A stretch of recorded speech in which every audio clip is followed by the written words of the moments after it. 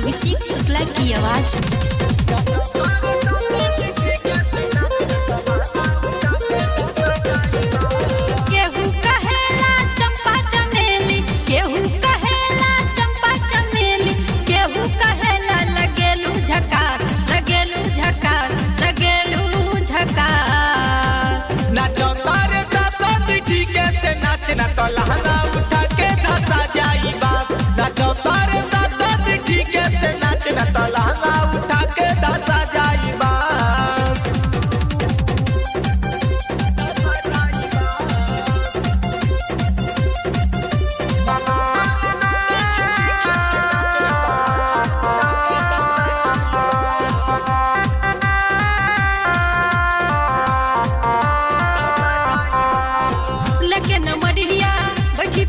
धारा दिन में 2000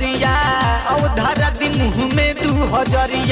लेकिन मरिया बैठी पजरिया धारा दिन में 2000 धारा दिन में 2000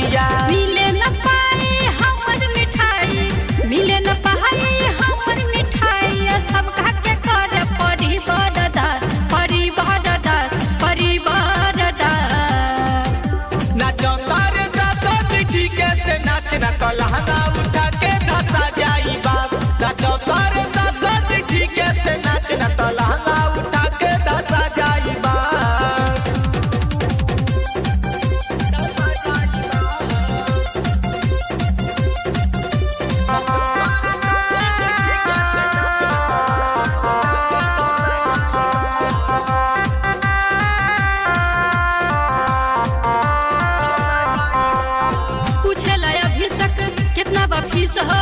राजनंदनी दे दो न किस हो राजनंदनी दे दो न किस हो पूछल अभिषेक कितना वापिस हो राजनंदनी दे दो न किस हो राजनंदनी दे दो न किस हो कहेला रहनु सुन ये जानू कहेला रहनु सुन ये जानू चलन पजरी कदी ही न जान कदी ही न जान कदी ही न जान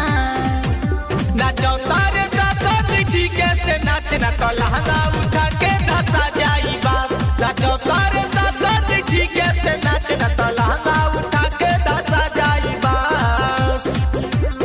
माँ अम्बे रिकॉर्डिंग स्टूडियो रक्सौल।